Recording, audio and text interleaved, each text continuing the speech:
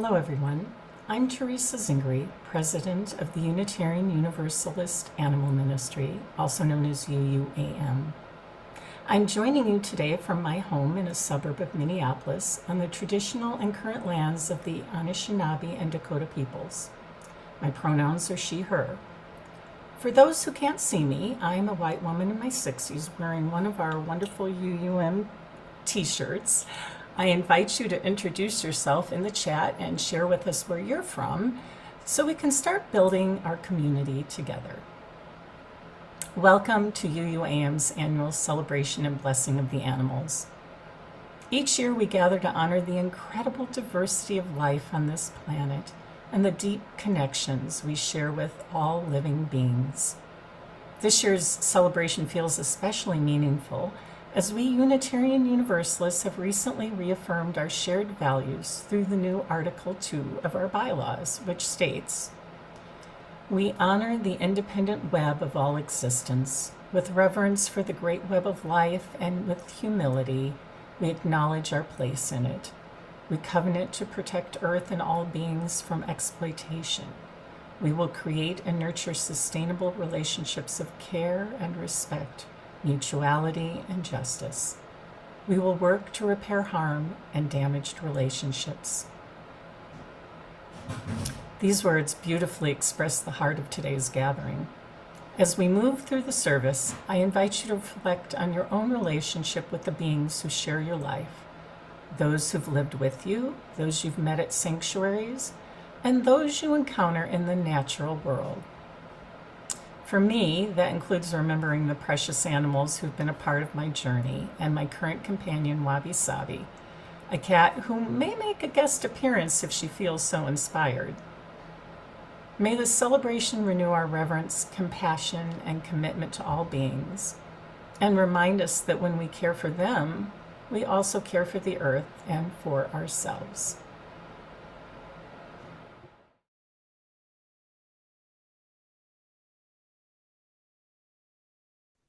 Beloveds, I'm the Reverend Dr. Sofía Betancourt.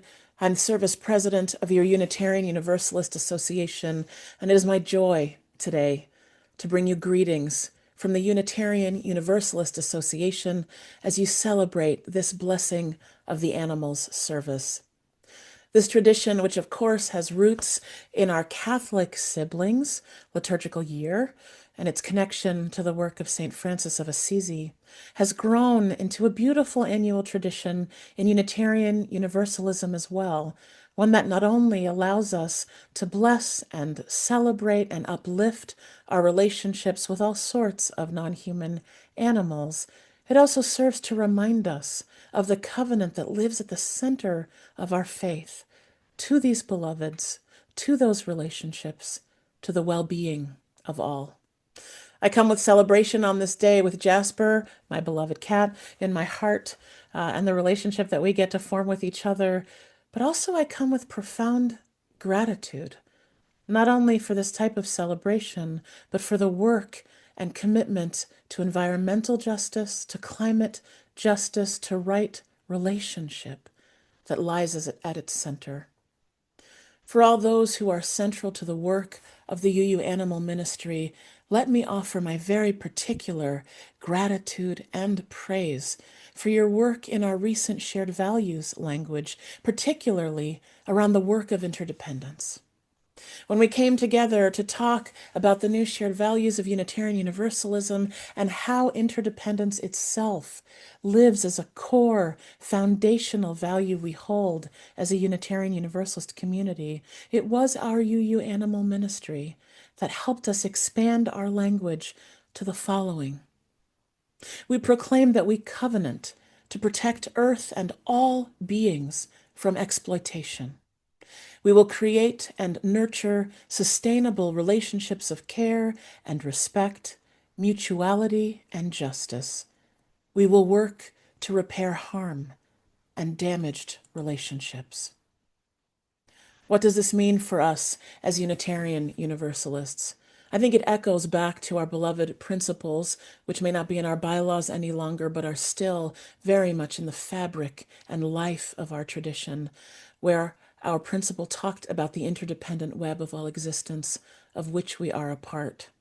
That language, which we see echoed in our shared values language today, reminded us of the same covenant that lives at the heart of how we hold ourselves and our commitments and our relationships in this life and in this world, right? This brings us into a more active recognition that the choices we make in our daily living, how we choose to live out the unequal power that is very real among human life and non-human life, even that distinction echoes that power difference. To say instead, we are a community that inherits transcendentalism. We are a community that knows the meaning of learning new wisdom from the natural world. We are a community that centers love and justice, and that includes animal rights. It includes climate justice. It includes an intersectional, interdependent understanding of who and how we are to be with one another. So I love that in celebrations like these, we lift a range of relationships, right? Everything from my beloved, goofy, wonderful Jasper, who also claims me as well, all the way through to the decisions we make about how we live in the world, how we live in community, how we impact Earth and all beings in our day by day choices. Keeping this commitment, which was long in coming into our principles language, which was the result of real activism, real education, real communication among us, and holding that in our shared values is critical for the covenants that hold us to the center of our faith today. So, on this day, when we are blessing animals, yes, and I truly believe holding close how we are blessed by those same relationships. May we also remember our commitments. May we remember how we hold our values collectively in freely chosen ways. May we remember that all of the values we seek and hold and uplift in our faithful living apply not only to us, not only to human-centered relationships, but the ways we are to all our relations, as some of our beloved kin would say. May we be shaped and reshaped, not only by these blessings, but by our living. And as we are reminded of the covenants we hold dear, may we also hold our gratitude for our UU Animal Ministry and the profound ways that they serve in this movement and bear prophetic witness in the world. Have a glorious celebration, beloveds. Be well.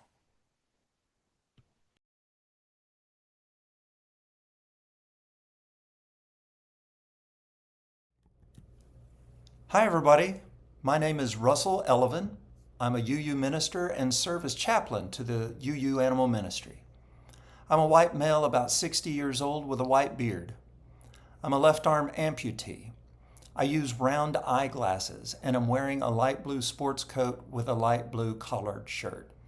I use he, him, his pronouns. And today it is my honor to light our chalice and begin with this reading.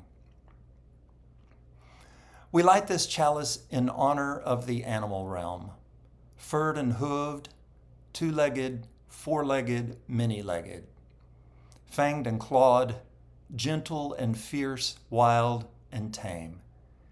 May we remember that all animals are our relatives, worthy of our care and respect. May this flame light our way to loving and protecting from harm one another and all the animals of the earth.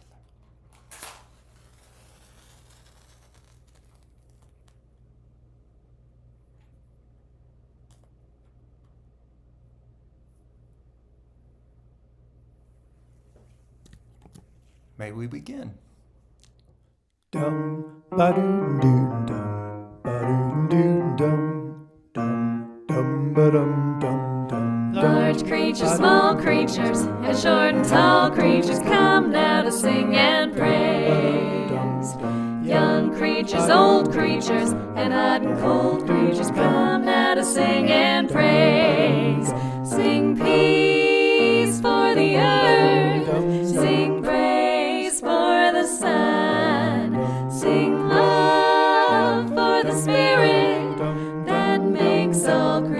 creatures one. Sing hope for the goodness of what we can become.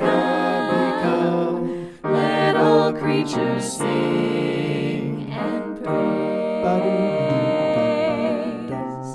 Low creatures, high creatures, flying in the sky, creatures come now to sing and praise. White creatures, brown creatures, all the world around, creatures come now to sing and praise. Sing peace for the earth, sing praise for the sun, sing love for the spirit that makes all creatures one. Sing hope for the goodness of what we can become. Let all creatures sing and praise. Day creatures, night creatures, and left and right creatures come now to sing and praise. Near creatures, far creatures, anywhere you are, creatures come now to sing and praise. Sing peace for the earth, sing praise for the sun, sing love for the spirit that makes all creatures one. Sing hope for the goodness of what we can become. Let all creatures sing and praise. Let all creatures sing and praise. Sing and praise.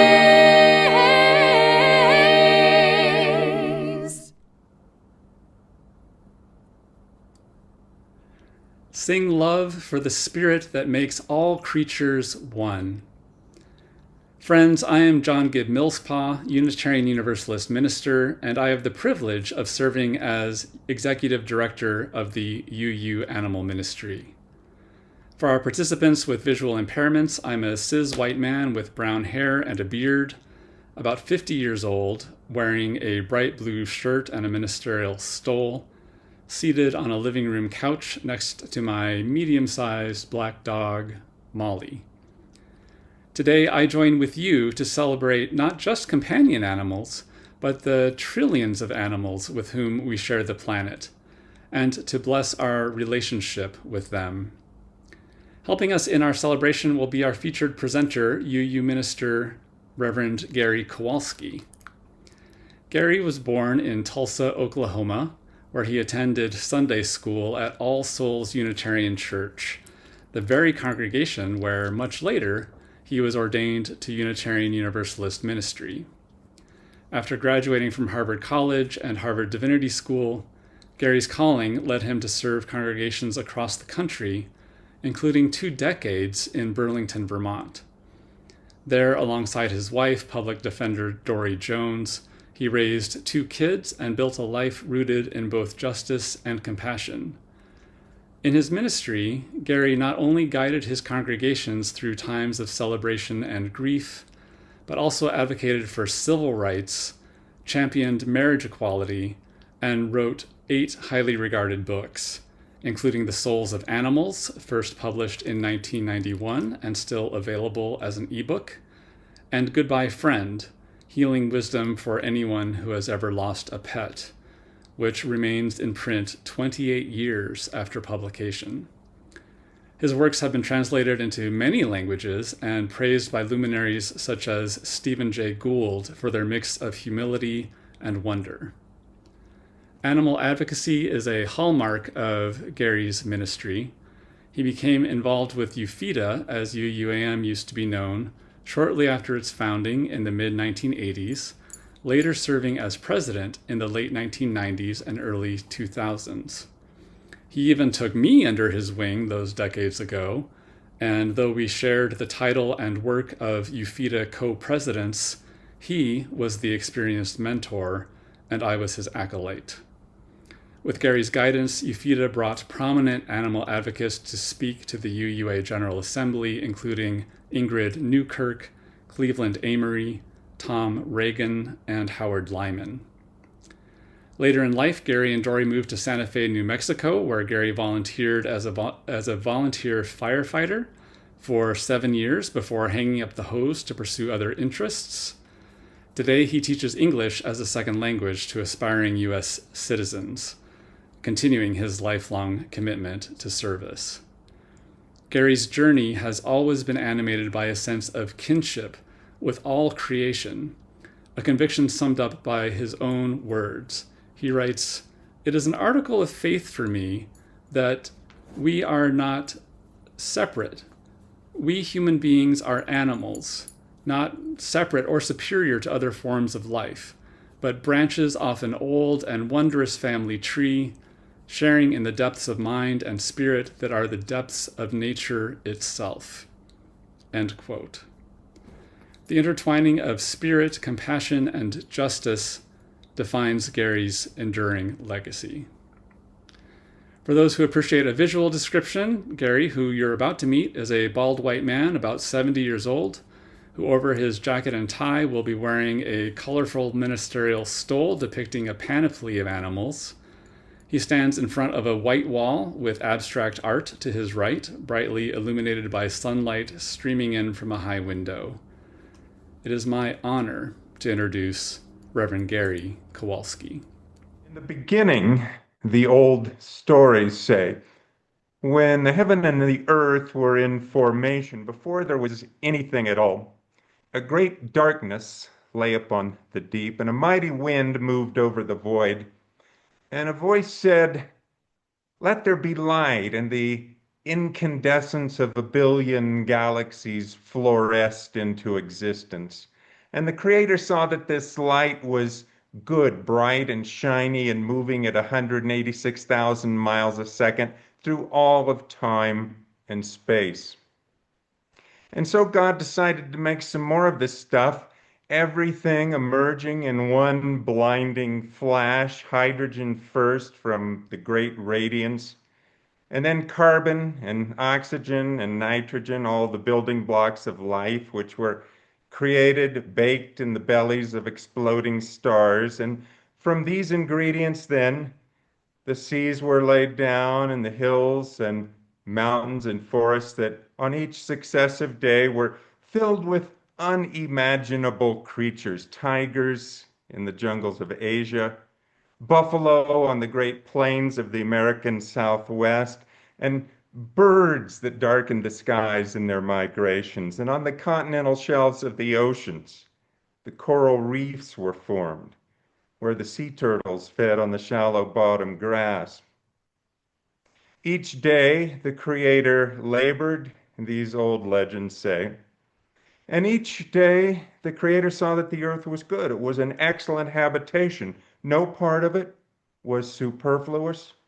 No species was expendable or throwaway. Every bird and beast and flower added to the Maker's delight.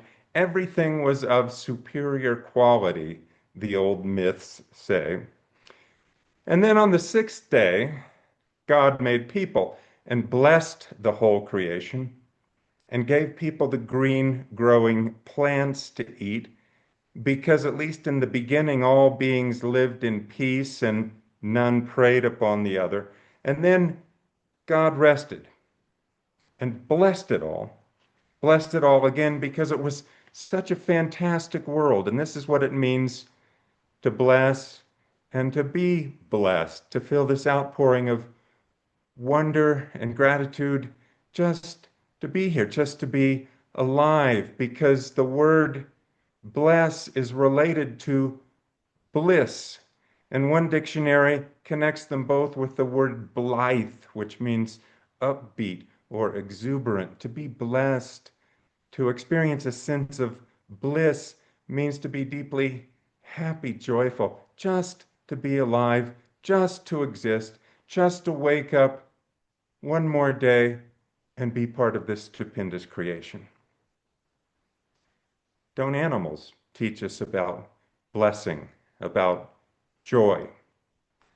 They remind us to be satisfied with what we've got. Not one of them is worried about the stock market. Not one of them wants to run for Congress or govern the animal kingdom. Not one of them brags that his religion is better than the neighbor's.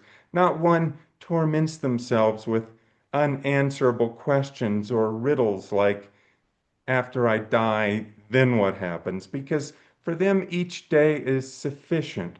They're satisfied with just enough. None needs a passport or travel documents or immigration papers because they don't live in a state like Arizona or Texas that cares about those things. They are living in a state of bliss. This idea that animals can be our guides and teachers is really not at all new. The Bible says that when Adam was formed out of the dust, God saw that he was by himself and said, "It's not good for man to be alone, and I'll make a helper to be his partner." And so out of the ground, the Lord God formed every animal of the field and every bird of the air, at least as originally intended, we're told. Animals were made to be our companions, our partners, not our possessions. In the Hebrew, it says that God created Adam a living soul, nefesh chaim. And then God also made each of the animals a living soul, nefesh chaim. For ancient peoples, there wasn't any great distinction between them and us. I was just lucky enough to visit the Garden of Eden not that long ago when my wife and I took a trip to Kenya.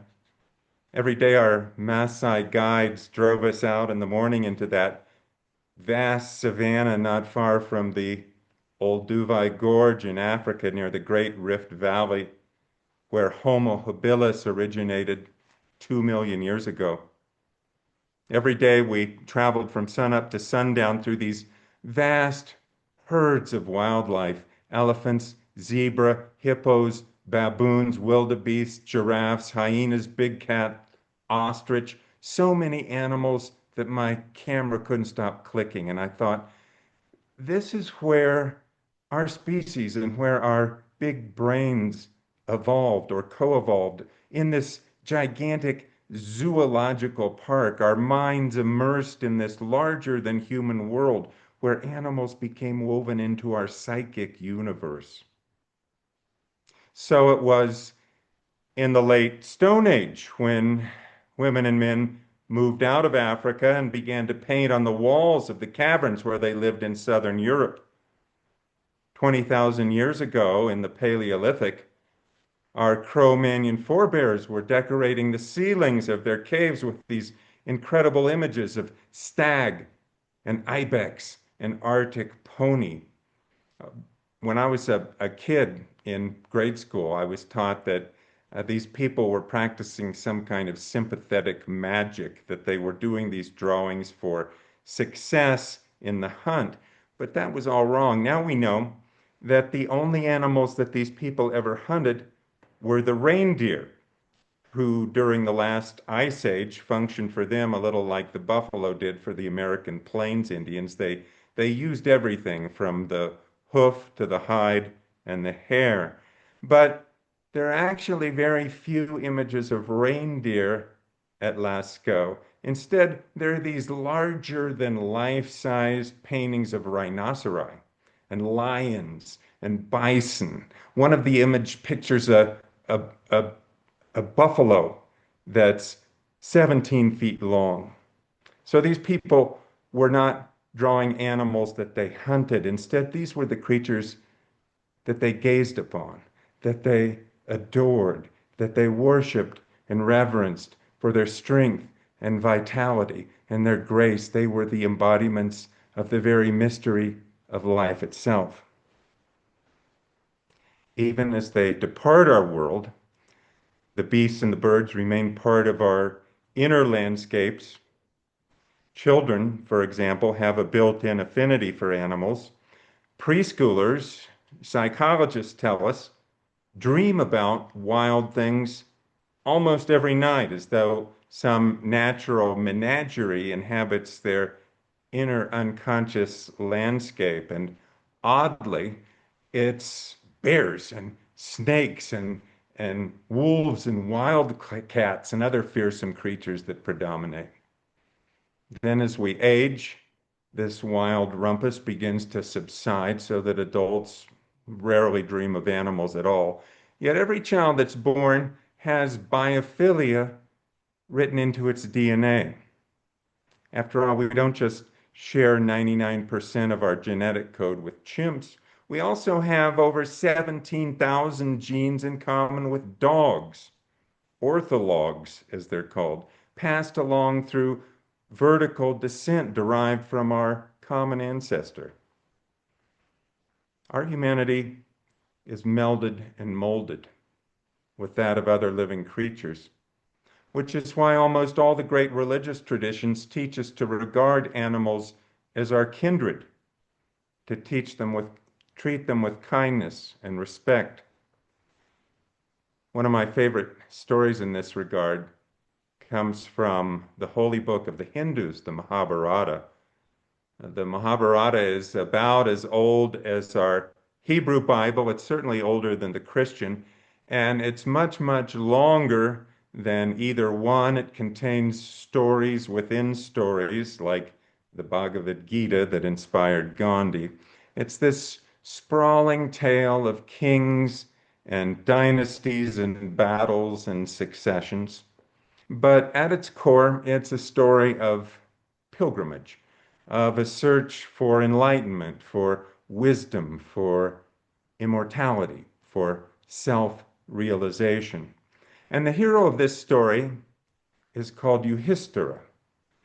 And at the very end of this book, in the very last chapter of this extremely long saga, Yudhishthira has finally reached his goal. He's overcome all his trials and struggles and obstacles and reached the end of the journey. He's attained the summit of the very highest peak of the Himalayas, the mountain representing the eternal and transcendence. And all his brothers and sisters and traveling companions have been cast away on the wayside. They've been weighted down by their sins and karmic debts. But Yudhishthira, our protagonist, is brave and loyal and true and upright and steadfast.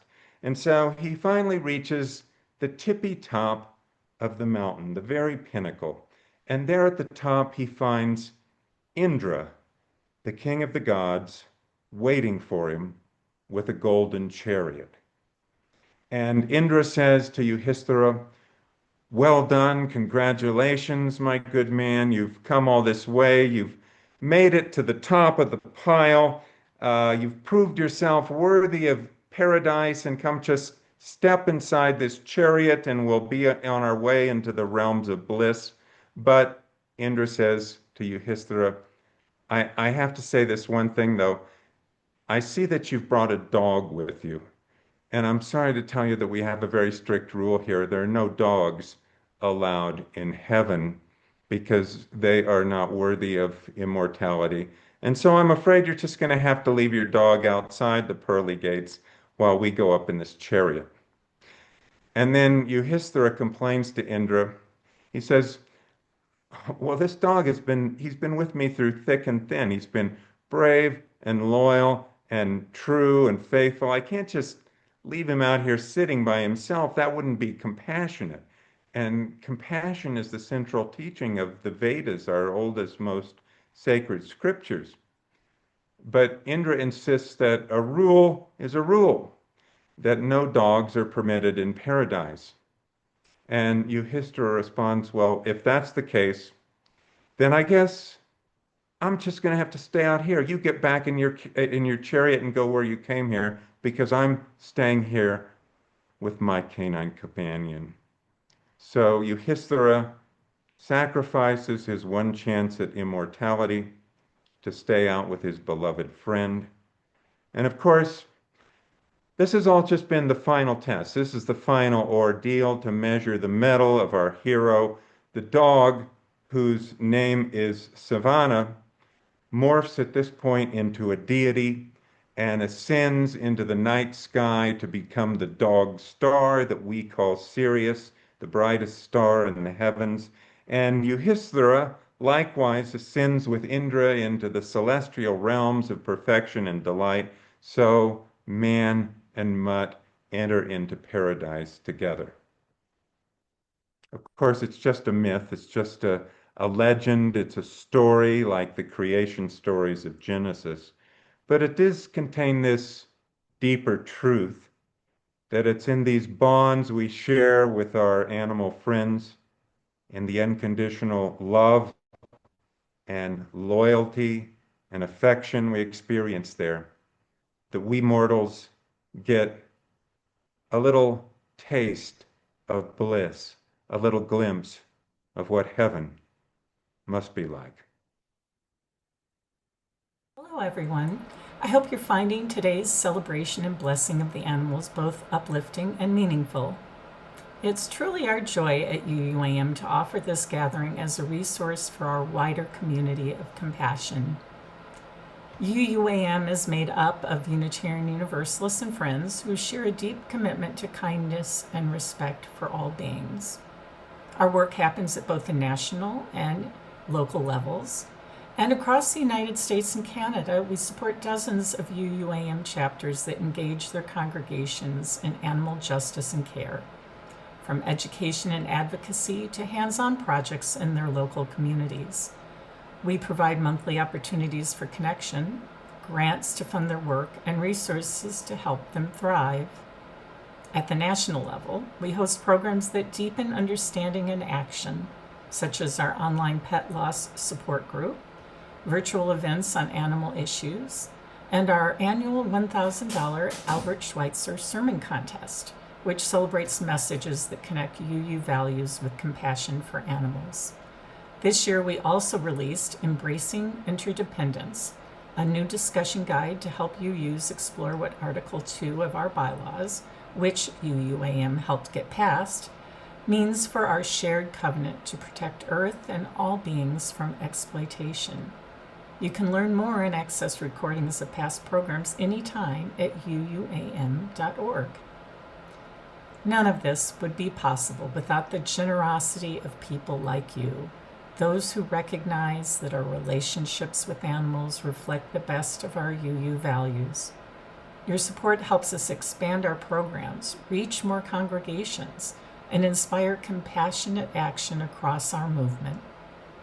If you haven't yet contributed, we warmly invite you to do so today. Whether it's a one-time gift or a recurring donation, your support helps create a kinder, more just world for all beings. Thank you for being part of this growing circle of care and for everything you do to honor and protect our beloved animal friends.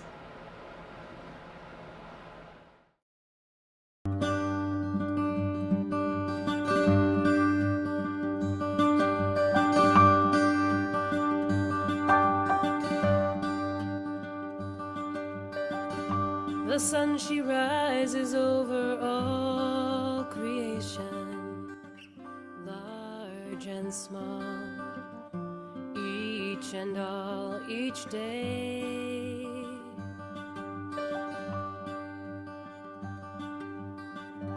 And when she rises over all creation, large and small, each and all, we hear her say that we are called to rise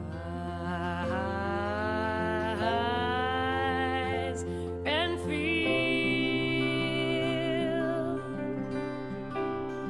the stirrings of all life right here in this world we call home, sacred life all around. What is our place here among all creation, where we are all gifted with this place? What do we say here among all creation? creation with our deeds and with our ways.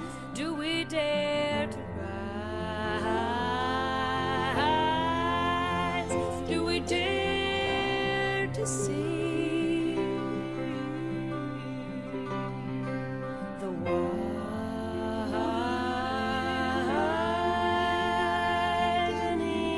ring of everything, the widening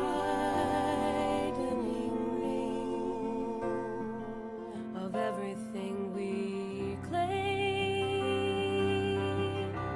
pushing small lives away, of everything it takes for us to live this way, of the lives our hunger claims, for us to live this way. Do we dare to rise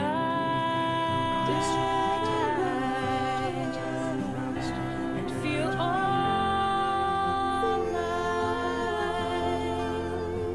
Do we dare to rise and see all life? Do we dare to rise? Do we dare to rise? Do we dare to rise? Do we dare to rise? Do we dare to truly feel? Do we dare to see? See the way. See the way. Dare to change. Dare to change.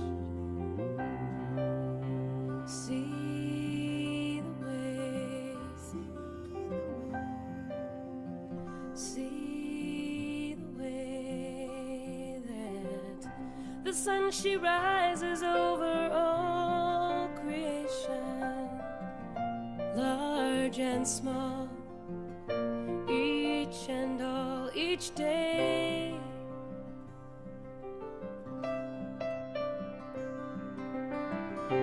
The sun she rises over all creation, large and small, each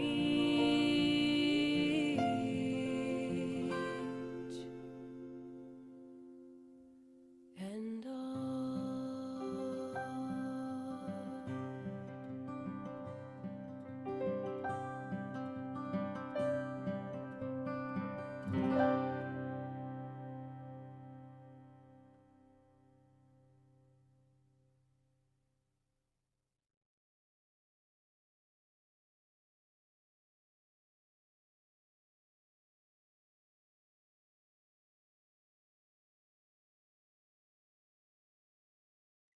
All right. Well, hello, everyone. My name is Reverend Stacy Mitchell. I serve as a board member for UU Animal Ministry, and I serve as interim minister in Albuquerque, New Mexico.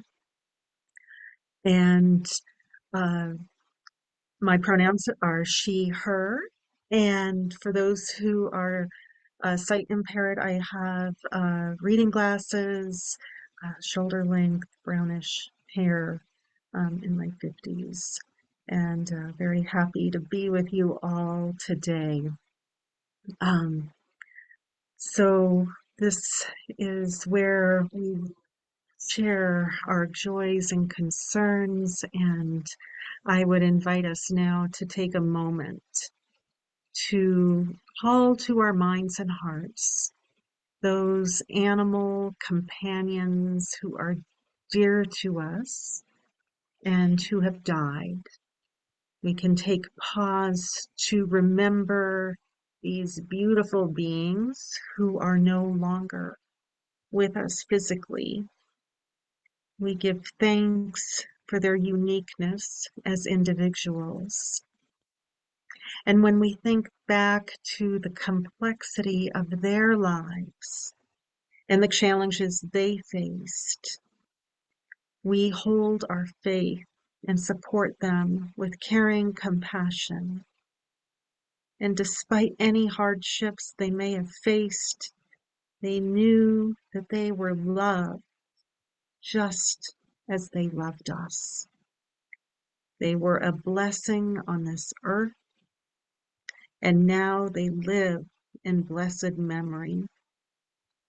We hold them now and ever in love's embrace. May it be so. And we'll just take a pause here for a few moments to remember this beauty and love that all the animals have given us in our life.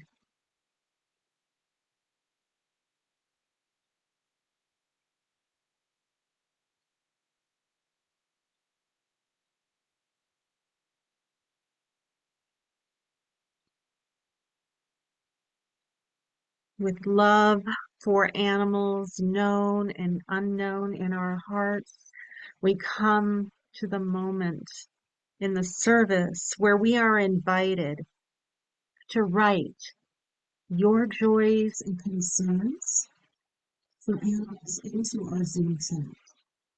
Your joy and concern could be about animals who live in your home. And I want to make sure also that it could be about any being who is part of the greater family of all creature kind. Now, there are 73 or so of us here on this Blessing of the Animals service.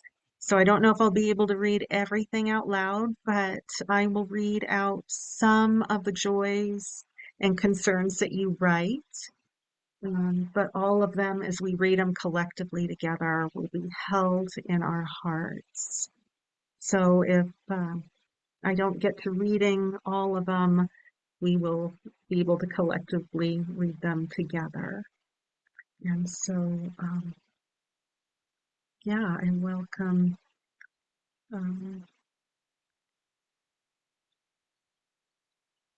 anyone to start sharing. And yeah, so remembering the billions of factory farmed animals who lived shortened and horrible lives at the hands of humans. Mel says for all the animals. For the loss, let's see, Rebecca says for the loss of the populations of animals all around the world. Harry says missing all my past kitties and my dog clients. David and Eileen, in loving memory of Harmony and Cassidy, who left this earth 2 years ago, this month at 17 and 16 years of age. We were blessed. Shatsy and Milo bring such joy to my life. Megan says that. All the homeless cats in my city and region. Mariah. Gratitude for Lena, Reynard, Gladys, and Rexford. Elizabeth says that. All the suffering in our food system and memories of my beloved Smidgen, a cat companion who died this year, from Teresa. Concern for pigs and turkeys, especially in the holiday season, from Susan. In loving memory of my beloved cats, Sadie, Amber, Elsie, and Jenkins. It's from Jill. Joy for more people choosing more compassionate vegan lifestyle. It's Susie. For all the pronghorns who died in the change of snow. from Cheryl. A joy from my dog Penny and the time we've spent smelling stuff, greeting people, snuggling together. Sorrow for the deer and fox and other wildlife around, which is being impacted by increased development. That's from Blush Autumn Rain. In gratitude for all the companion animals across my life, Ginger, Tigger, Toby, Gus, Rudy, Lula, Waldo. It's from Joe.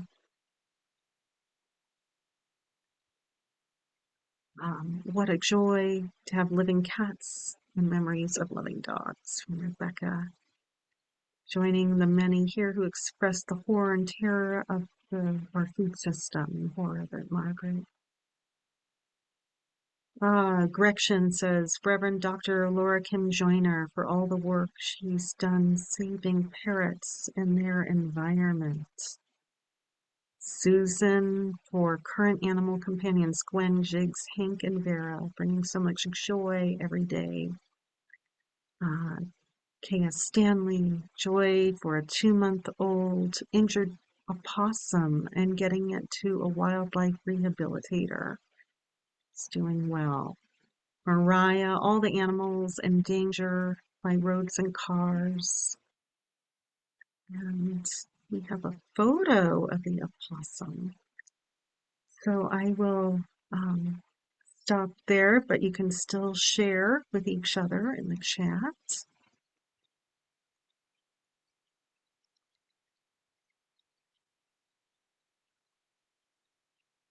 And so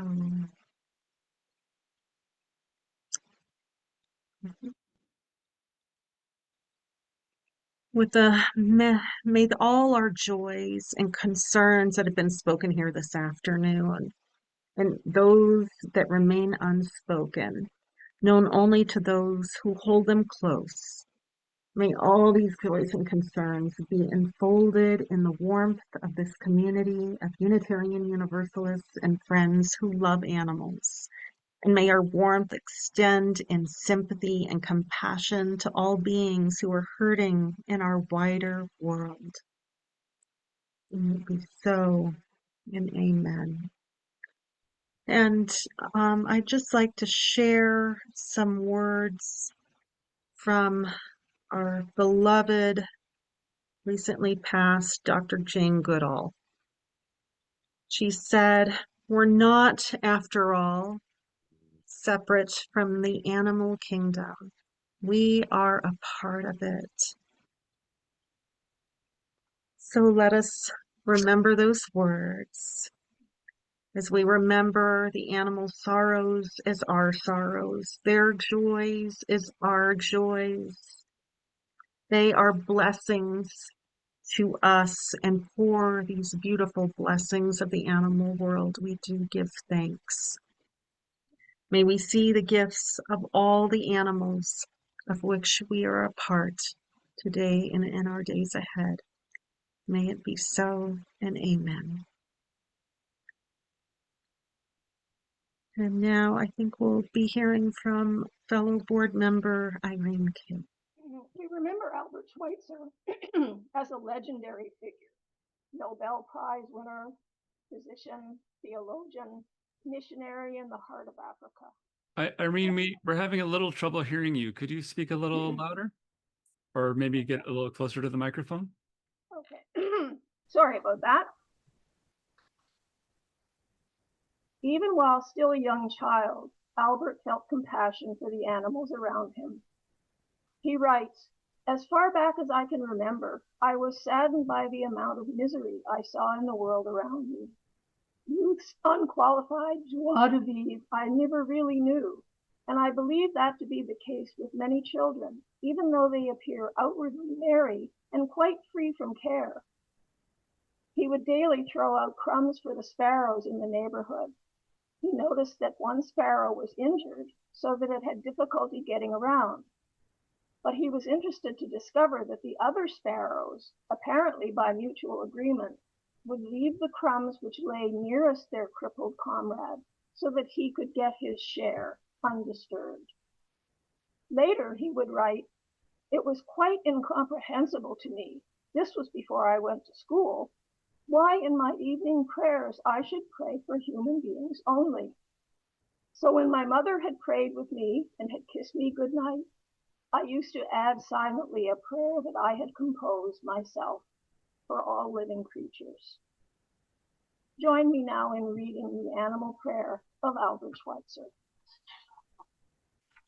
Hear our humble prayer for our friends, the animals, especially for those who are suffering, for animals who are overworked, underfed, and cruelly treated.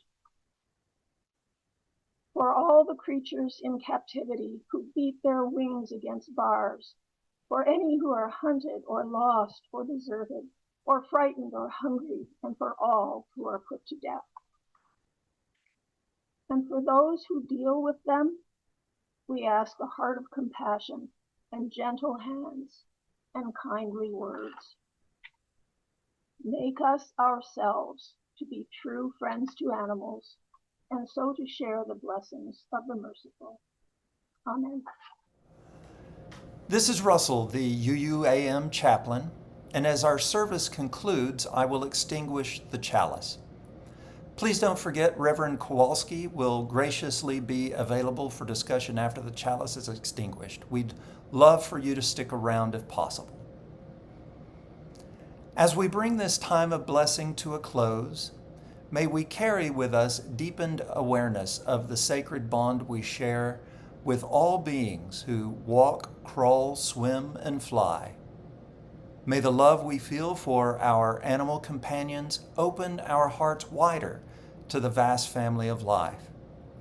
May we walk gently on this earth, honoring the beauty, dignity, and worth of every being, great and small. Let us go from this place with gratitude in our hearts, compassion in our actions, and reverence in our steps.